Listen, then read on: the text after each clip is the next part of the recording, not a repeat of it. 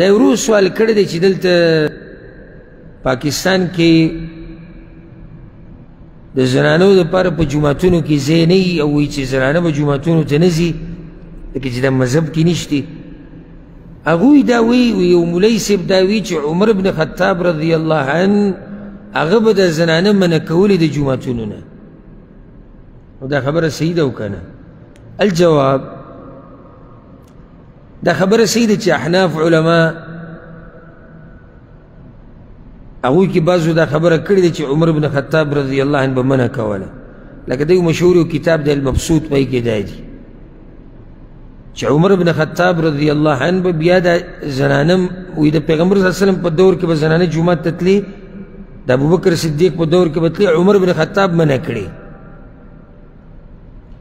خو دا خبره په یو سند سره هم نه ده ثابته چې عمر بن خطاب رضی الله عنه زنانه منع کړي د جوماتونو نه، بلکې ثابت ته دي.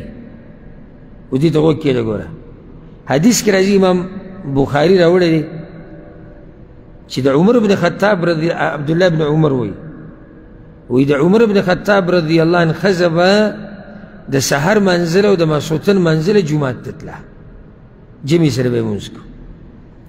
نو هغې ته دا وویلی شو چې لما تخرجین وقد تعلمین ان عمر یکره ذلك ویغار. ته ولې د سحر منزله او ماسخوتن منزله ته جومات ته ځې او تا ته پته لري چې عمر رضی الله عنه دا خبره نه خوښوي چې ته وځې. نو هغې ورته ویي بیا ما منع کوي ولې نه چې نه یې ده خوښه؟ نو ما منع کوي ولې نه؟ نو خلکو ورته ویي دې دلاسې دې نه منع کوي ځکه چې پیغمبر ویل لا تمنعوا ایماء الله مساجد الله. دا زنانه دا به نه منع کوي د الله د کورونه، دا د پیغمبر صلی الله علیه وسلم حدیث دی. نو عمر ته د دې دلاسې نه منع کوي. اوس ګوره که د عمر رضی الله عنه زنانه منع کړی وی نو ټول اول به کومه زنانه منع کوله؟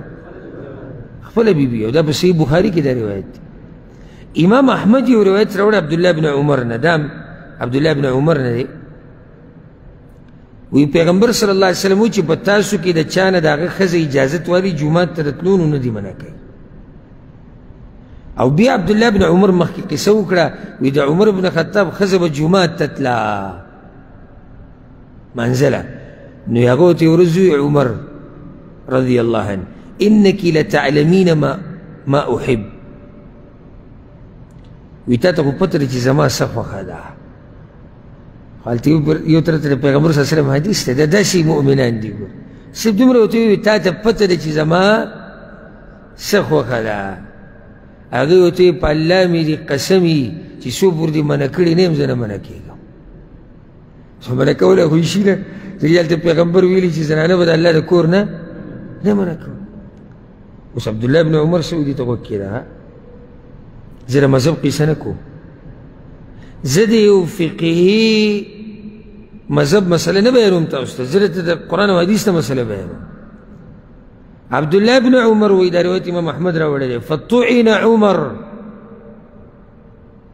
سحر منځ کې په عمر رضی الله عنه باندې ګزار وشو، ابو لؤلؤه راغلی او یو څو خنجره چړې والی و، قصه خو تاسو ته معلومه ده. او په هغه منځ کې ما ښځه ولاړه وه، په هغه منځ کې فطعن عمر وانها لفي المسجد. عمر رضی الله عنه په چړو والی شو په منځ کې او هغه زنانې په جومات کې وه، یعنې اخري وخت پورې هغه جومات ته تللی دی. بله خبره په صحیح مسلم کې دا حدیث دی. عبدالله بن عمر چې کله دا روایت بیان کو نو زوی د هغه بلال هغه څه ووي؟ وی موږ خو به یې منع کوو. ولې ووي؟ یعنې چې نن سبا حالات داسې نه دي. فزبره ابن عمر، سخت یې ورټو بېعزته کړو، بدې ردې ورته وویې. زه درته وایم چې پیغمبر ویلي ته زه به منع کوم. وی د مرګه پورې ورسره خبرې ونه کړي. یو روایت کې داسې راځي. اوس که چېرته عمر بن خطاب خپله ښځه د جومات نه منع کړی وي، دې زوی به یې دومره سختي کولی؟ عبدالله بن عمر به سختي کولې؟ ځکه چې هلته خو هغه خپل پلار لیدلی چې زنانې د جوماتونو نه منع کړي دي، نو بیا به یې سختي نه کولې. دې خبرې ته مو خیال دی که نه دی؟ نو دا نه دي ثابت چې عمر بن خطاب زنانه منع کړي د جوماتونو. دغه مولیان یو بل روایت پیش کوي په صحیح بخاري صحیح مسلم کې روایت ته عائشه رضی الله عنها وی که پیغمبر صلی الله علیه وسلم دا څه لیدلی وی ما احدث النساء دا څه چې اوس دې زنانو راویستي دي لمنعهن د جومات نه به یې منع کړي وی لکه څنګه چې د بني اسرائیلو زنانه د جوماتونو نه منع وي. وی که چېرته یې داسې لیدلی وی وګوره زنانه جومات ته نشي تللی. دې حدیث کې کوم ځای کې چې زنانه جومات ته نشي تللی وی پیغمبر به منع کړي وي خو منع کړي دي نه دي منع کړي. بلې هغې دا وویل که دا زنانه چې څه کوي یعنې خبر یو څه پورې تړلی شوی داسې چل شوی دی او هغه چل خو موږ هم دا وایو چې زنانه جومات ته تللی شي دا د پیغمبر صلی الله علیه وسلم فتوا ده او دا د هغه فتوا ده چې خاوندان به یې نه منع کوي الا چې کله د تلو سره یې فتنه جوړېږي. ځکه د دې دپاره شرطونه ذکر شوي دي چې زنانه چې جومات ته ځي شرط څه دی چې دا به په پرده کې ځي. پرده ځکه نن سبا دې برقو ته نه وایي. زه خو وایم اکثر وایم زه یم د نن سبا برقو دپاره برقې په کار دي چې دا برقې به پټې کړو. دا به په پرده کې نو دې به خوشبو نه یې لګولي. دا به په لاره کوڅه کې سړو ته نه مخامخ کېږي مخې مخې ته کېږي. جومات ته به ځي او بیا به راشي. دا به په غلط څه سوچ نه وځي. یا یو زنانه ده لکه یو زنانه مشهوره شوه په دې یو قصه باندې څه کیس راغی څه حدیث راغله خاوند ته هم پته ولګېده د خپلوانو ته هم پته ولګېده چې دې جنۍ کردار صحیح نه دی او منع یې کړه. کیدی شي کیدی شي ولې منع شوه کردار یې صحیح نه فتنه ده خو موږ هم وایو خو چې فتنه پکې نه وي نو بیا د زنانو جومات ته تله څه دي جایز دي. او غوره مونځ دي کوم ځای کې دی کور کې دی او تللی څه دي جایز دی او ته یې منع کولی شي چې عمر رضی الله عنه دې منع کړي ما او تا به څه خو که ما ولیده چې زما دا زنانه چې دي جومات ته روانه طریقه یې صحیح نه ده یا دغه شرطونه پکې برابر نه دي بیا یې منع کولی شم که نه شم بیا یې منع کولی شم. یا د زنانه په داسې لار روانه تا ته پته ولګي چې دا لاره کې اوس امن نشته حادثه را پېښه شوه هسې چلو شو او دا صحیح ده ویلی شي چې مزه ځکه چې دا لار امن نشته.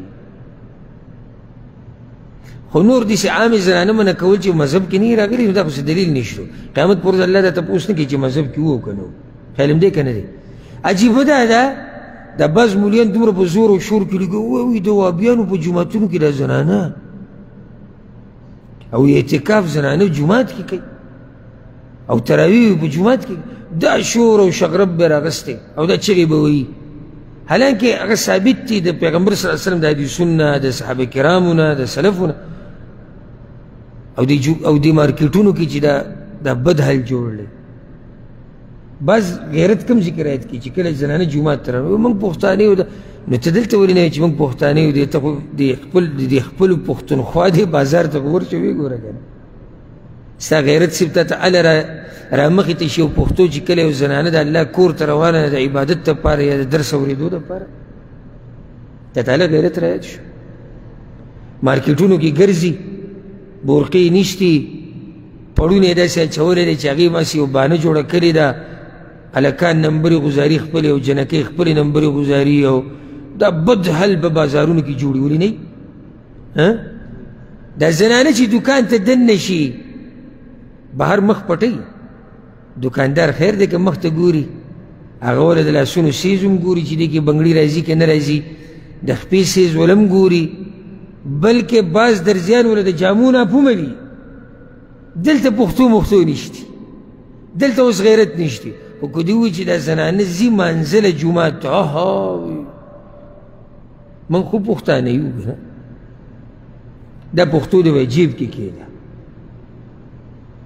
اخو عبادت له روانه ده اخو الله ته نږدې کېدو دپاره روانه او ولې په دې جومات کې دا ښځې او سړي یو ځای ناستي شي او دلته را زنانه جوماتونو ته راځي که نه راځي تاسو نارینه تې خبرېږئ چې زنانه راغلي دي خپله یو لاره ده ووتې لاړ رالې په حقه دار باندې مانځه کې هم شریکې شوې د یو عالم بیان دی هغه یې هم واورېدو عبادت یې وکړو لاړ.